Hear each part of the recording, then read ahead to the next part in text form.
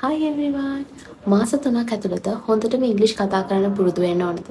එහෙනම් මේ වීඩියෝ එක ඔයාලට. ඔයාලා දන්නවනේ මම මේ page එකේ plan එකට අනුව තමයි මේ reels share කරගෙන එන්නේ. එතකොට අද බ්‍රහස්පතින්දා දවසේ මට තියෙන්නේ ඉංග්‍රීසි ඉගෙන ගන්න කට්ටියට tips කොහොමද මේ ඉංග්‍රීසි practice කරන්න කියන එකට මොන හරි අදාළ වීඩියෝ එකක් දාන්න තමයි අද මට තියෙන්නේ.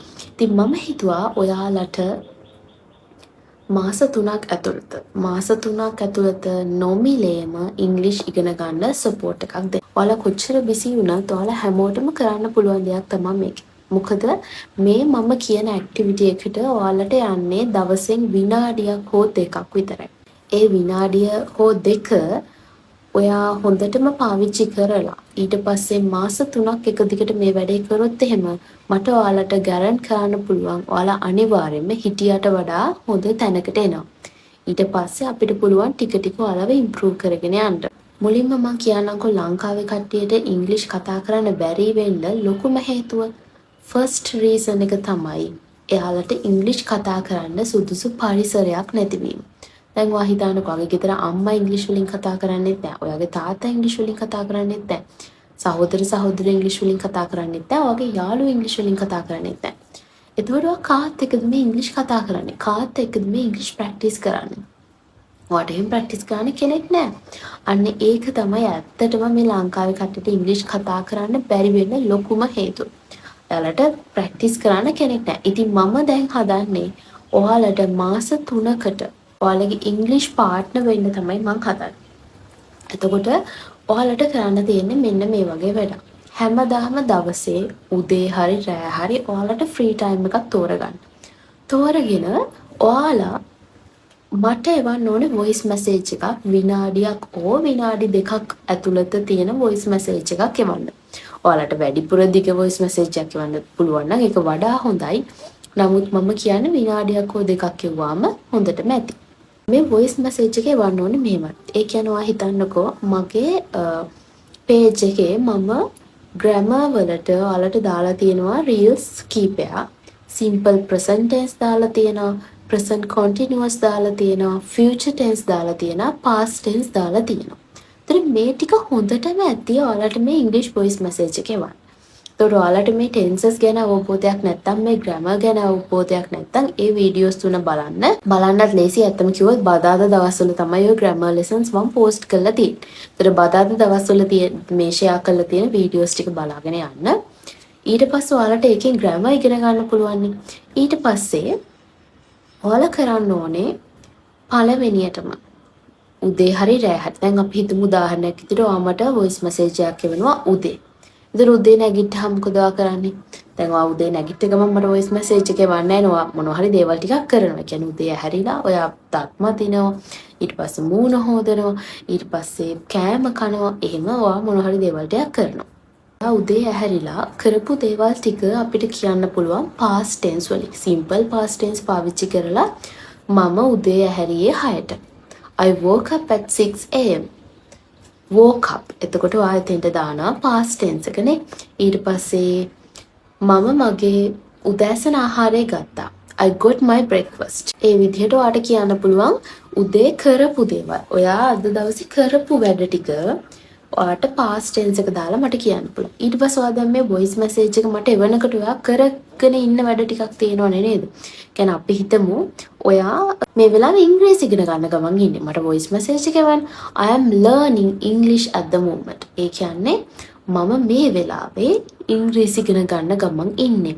I am working right now. මම මේ වෙලාවේ වැඩ කරන ගමන් ඉන්නේ.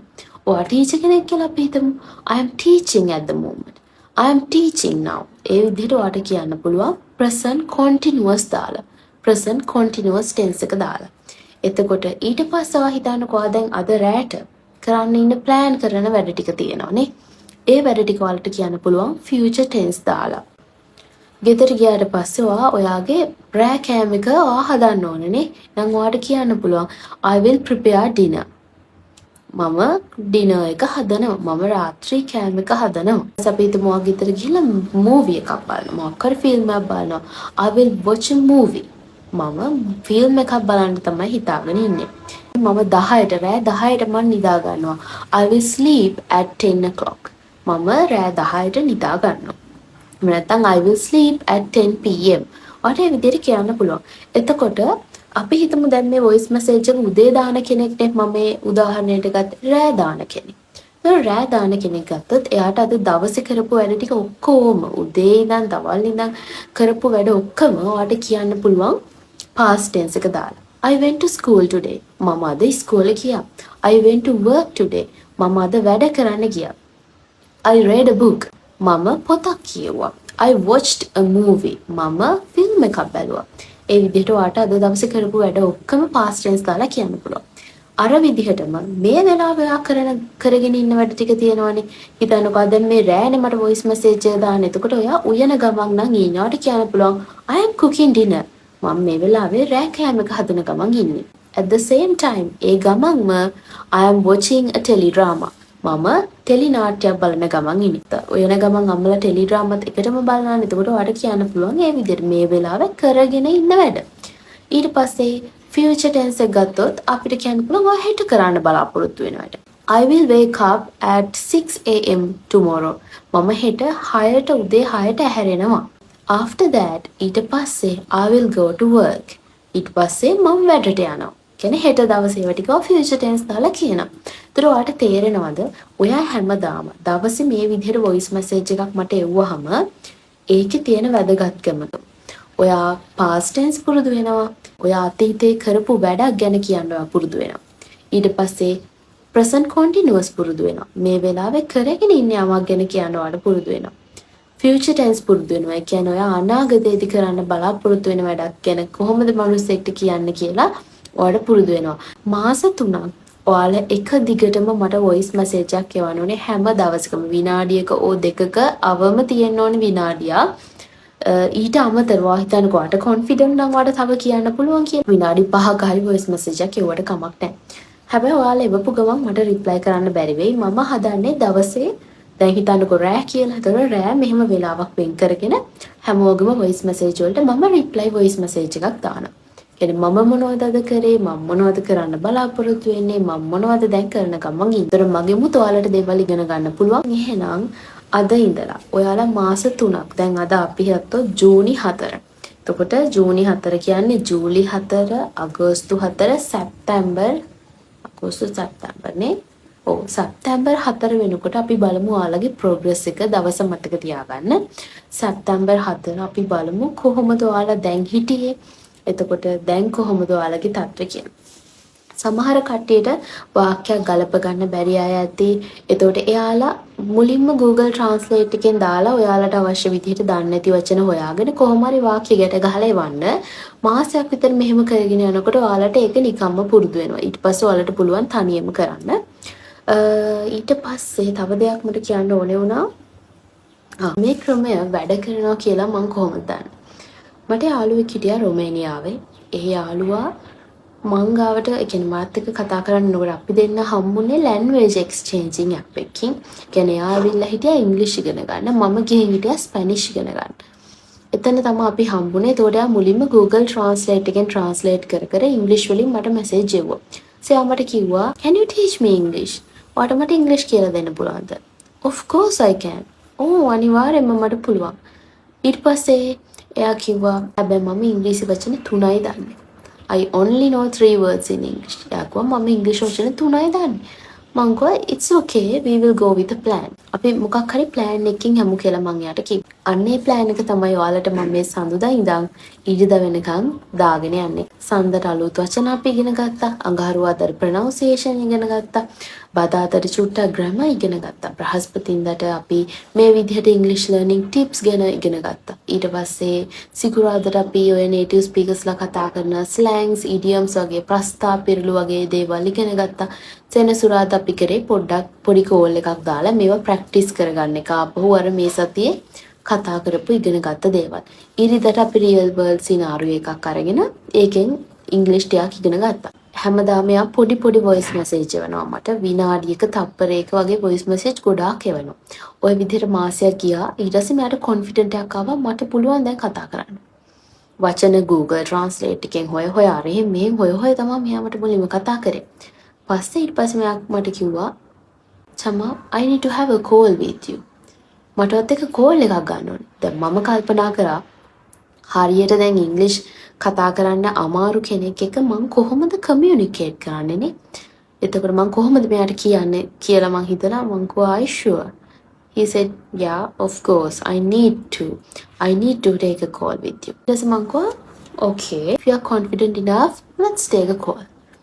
confident එකක් වඩ තියෙනවා නම් ඉංග්‍රීසි වලින් කතා කරන්න පුළුවන් කියලා අපි කෝල් එකක් ගමු. කෝල් එක ගත්තට පස්සේ ෆස්ට් ඩේ එක මට මතකයි. එයා කියන්නේ වැඩියෙන්ම කිව්වේ I'm sorry, I didn't understand. I'm sorry, can you please repeat? I'm sorry මට තේරුන්නේ නැහැ. sorry ආයෙ එක කියන්න පුළුවන්ද? ඔය වගේ දේවල් තමයි ආ පළවෙනි කෝල් එකේදී වැඩිපුරම ඇහුවේ. හැබැයි දැන් වෙනකොට එයා මට කෝල් ගන්නවා මට කතා කරන්න දෙන්නේ නැහැ. පැය 3ක් පැය 4ක් අපේ වැඩිම කෝල් එක පැය 4යි. ඒ පැය 4ම එයා ඉංග්‍රීසි වලින් කතා කරේ මාරම කොන්ෆිඩන්ට් එකකින් මාරම ලස්සනට කතා කරනවා. ඕක වුණේ 2024. 2024 පෙබරවාරි තමයි අපි එක පටන් ගත්තේ. යාගේ ප්ලෑන් එක මාසයක් ඇතුළත එයා මට කෝල් එකක් ගත්තා. ඊට පස්සේ ඉංග්‍රීසි වලින් අපි කතා කරා. ඊට පස්සේ මාස 4ක් විතර යනකොට එයාට හොඳට කතා කරන්න පුළුවන්. ඊට පස්සේ කොහමරි මාස 4කින් මාස 5කින් වගේ ඇතුළත එයා මට දිගින් දිගටම කෝල් කරනවා හැමදාම අපි ඊට පස්සේ කෝල් එකක් ගත්තා විනාඩි 15ක් 20ක්. ඒ හැමදාම කෝල් එකේදී යා ටික ටික මම කියනව තේරෙනවා අන්තිමේට දැන් ඉංග්‍රීසි වලින් ටික ටික විහිළු කරන්නත් ගන්නවා. ඔන්න දැන් චුට්ට ඉංග්‍රීසි පුළුවන්. ඔන්න ඔහම ඇවිල්ලා එක දවසක් කොහමරි කෝල් එක තියන්නෙම නෑ. ඊට පස්සේ පැය 4යි කෝල් එක. දැන් මට තව වැඩක් තියෙනවා. මං කිව්වා දැන් නම් ඇති we have to stop. මට ඇත්තටම ඒ කියන්නේ අර තියන්න හිතෙන්නෙත් නෑ. අර ඉංග්‍රීසි වචන 3ක් විතරක් පුළුවන් කියලා මං ගාවට ආව කෙනෙක්. පැය 4ක් ඉංග්‍රීසි වලින් කෝල් කරනවා කියද්දි ඒක මට කියන්නේ මගේ පැත්තෙන් මාරම සර්ව් සැටිස්ෆැක්ෂන් එකක්. මම යාගෙන් කිසිම පේමන්ට් එකක් අරගෙන නෙවෙයි කරේ. මම ඒක යාළුකමට තමයි කරේ. හැබැයි දැන් එයා එහෙම පැය 4ක් කෝල් එකක් ගන්න තත්ත්වයටපත් වුණානේ. යාමට කිව්වා මම අවුරුදු 20 ගාණක් අපේ ඉස්කෝලේ රොමේනියාවේ තියෙන ඉස්කෝලවල ඉංග්‍රීසි ඉගෙන ගත්තා. එක කෝස් ෆලෝ කරා. ඒත් මට ඉංග්‍රීසි කතා ගන්න බෑ නා. මේ කොහෙවත් ඉන්න ලංකාවේ කෙල්ලෙක් ඇවිල්ලා අඳුරගෙන මට ඉංග්‍රීසි කියලා දුන්නා. දැන් මට හොඳට කතා කරන්න පුළුවන්. දැන් එයා ඇත්තටම කන්ටෙන්ට් ක්‍රියේටර් කෙනෙක්. එයාට ඒක තමයි ඉංග්‍රීසි ඉගෙන ගන්නත් ඕන උනේ. එයාට ඉන්ටර්නැෂනල් ක්ලයන්ට්ස්ලා එක්ක එහෙම වැඩ කරද්දී ඉංග්‍රීසි වලින් කතා කරන්න ඕන නිසා. ඊට පස්සේ එයා gift එකක් විදිහට එවලා තිබ්බා මේ earbuds දෙකක්. JBL එකේ earbuds දෙකක් කියලා තිබුණා. මං ගාව තාම එක තියෙනවා. මම ඒක තමයි තාමත් යූස් කරන්නේ. ඉතින් එයා ඒක ඇප්‍රීසියේෂන් එකක් විදිහට එව්වේ. මොකද මම අර කියන්නේ කිසිම පේමන්ට් එකක් ගන්න නැතුවනේ යාට උගන්වන්නේ අන්න ඒ නිසා. ඉතින් එයාට එහෙම පුළුවන් වුණා නම් ඔයාලට අනිවාර්යෙන් මේක කරන්න පුළුවන්. හැබැයි එයාගේ මම දැකපු ලංකාවේ මිනිස්සුන්ගේ නැති මම ඒලියස් තමයි ඇත්තටම මගේ යාළුවගේ නම. ඒලියස්ගේ මම දැකපු ලංකාවේගේ මම දකින්න නැති එකම දේ තමයි කන්සිස්ටන්සි එක. ඒ කියන්නේ අපි මේ මාස ගානට එක දවසක්වත් මෙයා මට වොයිස් මැසේජ් එකක් මිස් කරේ නැහැ. කියන්නේ යාට වැඩ තිබ්බා, යාට ගෙදර වැඩ තිබ්බා, අසනීපුණා. හැම දවසකම වුණත් එයා මට වොයිස් මැසේජ් එක කිව්වා. හැම දවසකම. සමහර කට්ටිය ඉන්නවා මට අසනීපයි මට වොයිස් මැසේජ් එක එවන්න බෑ කියලා කියන කට්ටිය. නමුත් අසනීපුණාට කවුලක් නැහැ කියන වගේ වොයිස් එක කැත වුණත් ලස්සන වුණත් ඒක මට වැඩක් නැහැ. මම ඔයාලට ඉංග්‍රීසි ඉගෙන ගන්න තමයි හෙල්ප් කරන්නේ. රසනීපුණත් ඔයාලට පොඩි මැසේජ් එකක් කරන්න පුළුවන්. අපි මේ විදිහට කරලා බලමු. ඊට පස්සේ මාස 3කින් විතර ඔයාලට ලොකු ප්‍රොග්‍රස් එකක් තියෙයි. මොකද මේක ඇත්තටම අර වැඩ කරපු මෙතඩ් එකක්. මම මේ කෙනෙක් ඒකයි මම මේක එක්සැම්පල් එකක් විදිහට ඔයාලට කිව්වේ මේ කතාව. එහෙනම් මාස 3ක් ඇතුළත ඉංග්‍රීසි ඉගෙන ගන්න ඕන කට්ටිය මට හැමදාම දවස් ගාන වොයිස් මැසේජ් එකක් කියවන්න ඉංග්‍රීසි වලින් මම ඔයාලට හෙල්ප් කරනවා. හැබැයි මතක තියාගන්න අද වොයිස් මැසේජ් එකක් එවලා ඔයා මට හෙට වොයිස් මැසේජ් එක එවුවේ නැත්තම් මම වගේ අහන්න යන්නේ නැහැ. ඔයාද එවන්නේ නැද්ද කියලා. මොකද ඇත්තම කිව්වොත් මේක මගේ ජොබ් එක නෙවෙයි.